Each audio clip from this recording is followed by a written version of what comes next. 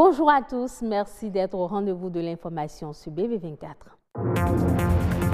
Le commerce inclusif est une activité rentable qui crée de l'emploi aux populations à faible revenu. Quelles politiques doivent être mises en place pour faire de cette inclusion une réalité pour notre économie? On en parle dans un instant. Les jeunes de Révier disposent désormais d'un espace de loisirs et d'apprentissage. La bibliothèque, riche de près de 4000 ouvrages, est l'œuvre de Florent Eustache-Ressou. Rédiger le plan d'affaires, c'est la clé de réussite de toute jeune entreprise. Une formation a été initiée dans ce sens à l'intention des entrepreneurs.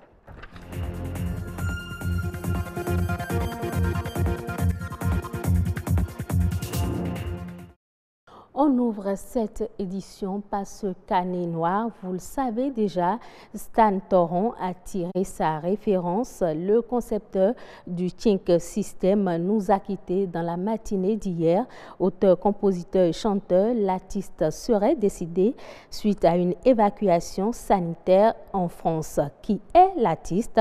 Suivons les témoignages des Béninois dans ce reportage.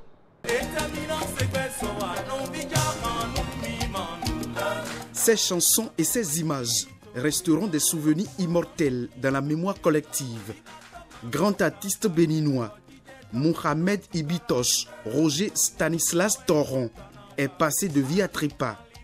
Ici, à Bégamé, nous sommes dans sa maison, celle qu'il a vu grandir. L'annonce de son décès est douloureuse et fait couler des larmes. Nous sommes chez Toron. Comme d'habitude, c'est chez son oncle, mais on dit chez Toron à Bégamé, Pos. Il est resté ici longtemps, je suis son premier danseur, vous connaissez très bien. Nous sommes là avec la famille, avec ses cousines, tout le monde ici présent. C'est vrai qu'il est mort et son enfant nous a appelés pour nous dire qu'il est mort.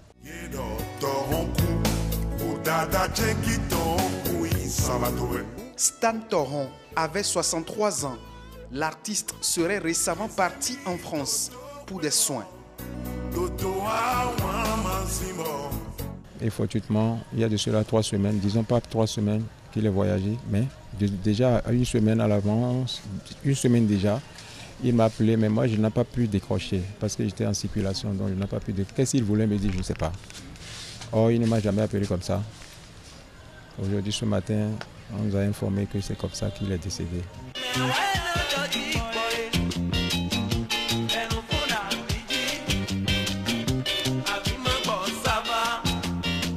Plus de 40 ans de carrière musicale, avec à son actif plusieurs albums à succès.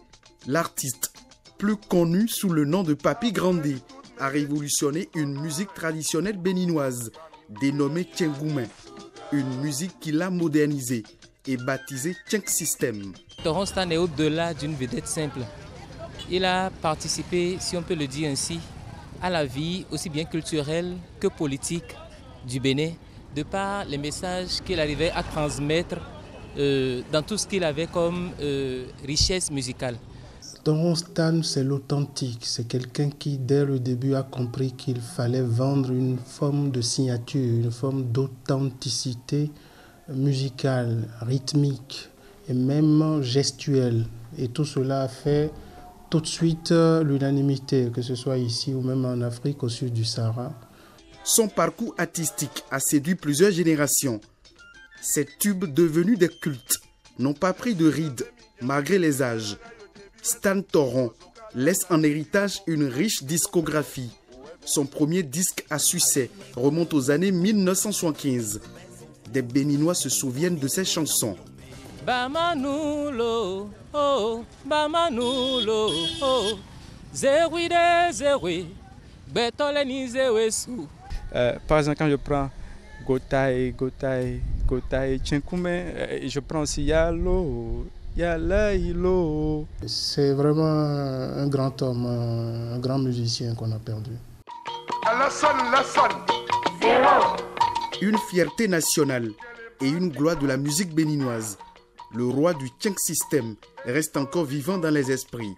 Son timbre vocal a traversé les frontières. Sa musique ne meurt pas. Salut l'artiste. Nos condoléances donc à la famille du disparu et aux artistes béninois.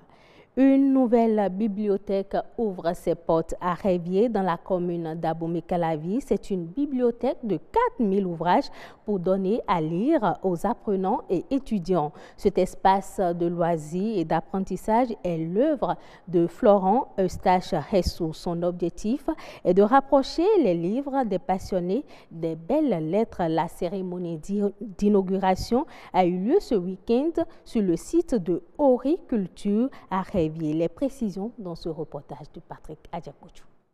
Nos écoles, nos établissements scolaires souffrent de l'absence de bibliothèque.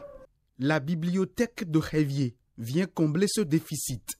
Des livres de littérature, d'histoire contemporaine, de culture générale et des matières scientifiques. Le donateur est un journaliste écrivain. Son nom, Florent Eustache-Ressou. Nous avons décidé de venir à Révier d'abord parce que la commune Révier, c'est dans Calavi, la commune la plus peuplée du Bénin et la commune qui a la plus grande université nationale. Donc nous avons choisi Révier parce que selon le RAVIP, Révier a 100 000 âmes et il n'y a aucune bibliothèque. 4000 ouvrages pour donner le goût de la lecture aux apprenants et les aider à améliorer leur niveau en langue, en particulier le français. Florent Eustache-Ressou met ainsi sa richesse culturelle au service des générations actuelles et futures. Nous partons avec 4000 livres, mais je pense que dans 6 mois, 1 an, on va avoir désigné les 10 000 livres et plus, et c'est notre joie. La lecture, un loisir sain et instructif, elle stimule le cerveau, diminue le stress et permet de développer des capacités d'analyse cohérentes et structurées. Ces avantages sont énormes.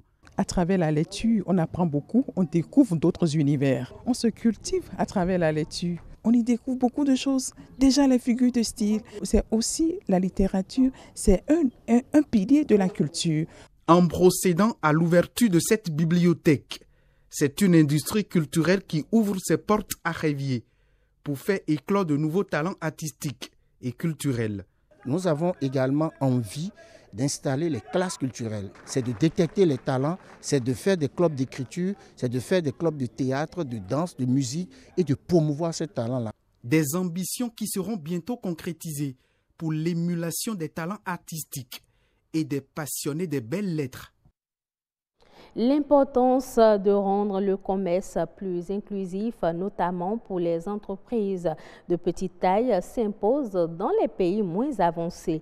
Le commerce inclusif consiste à veiller à ce que chacun, riche ou pauvre, femme et jeune, bénéficie du développement du commerce et de l'économie.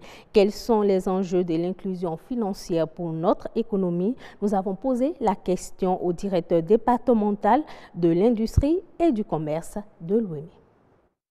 Le commerce, c'est quoi? C'est tout simplement le fait d'acheter un bien, un produit, un service, dans le souci de réaliser un profit, un bénéfice.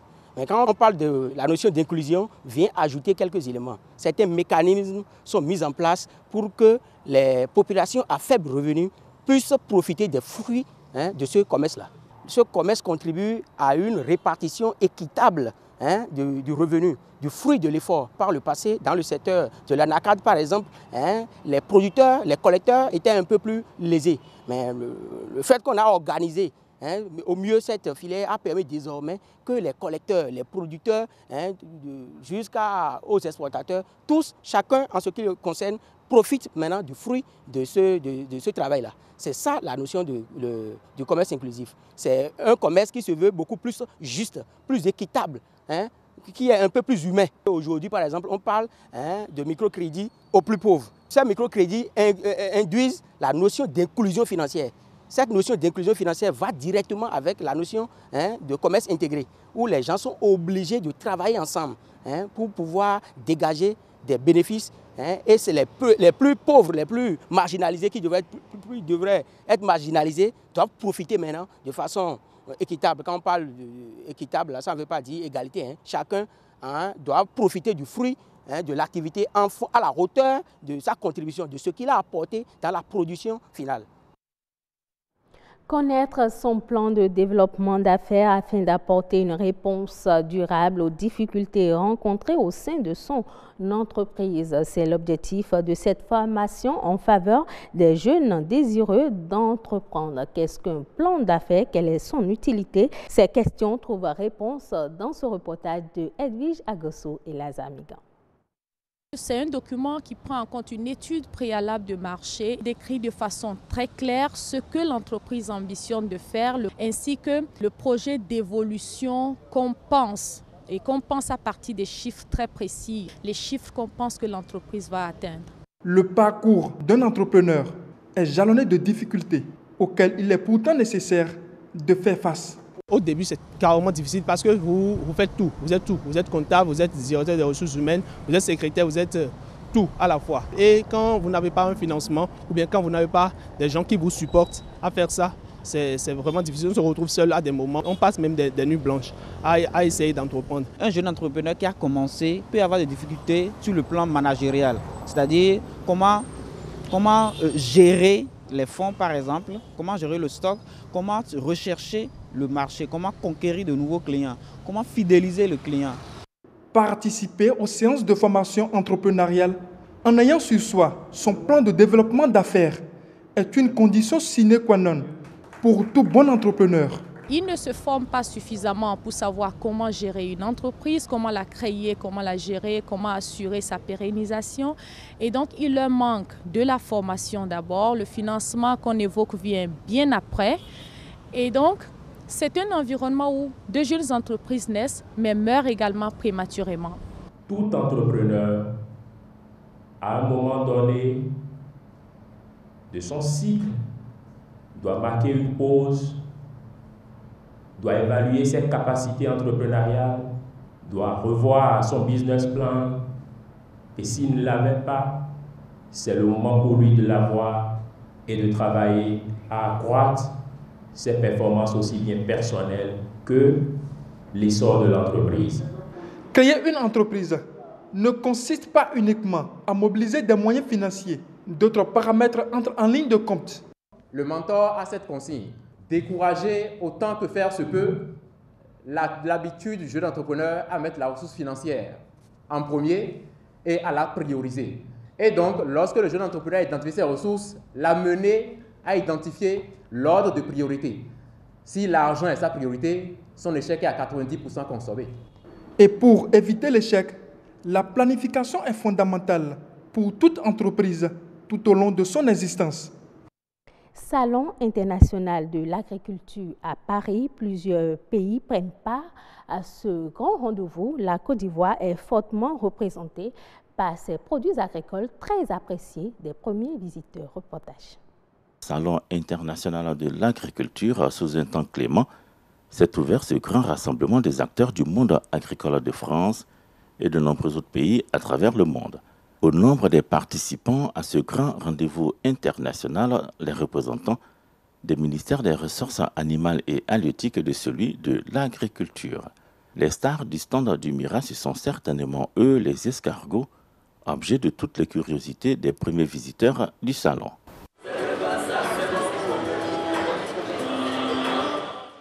À découvrir également aux côtés des escargots, des mâchoirons et des silures.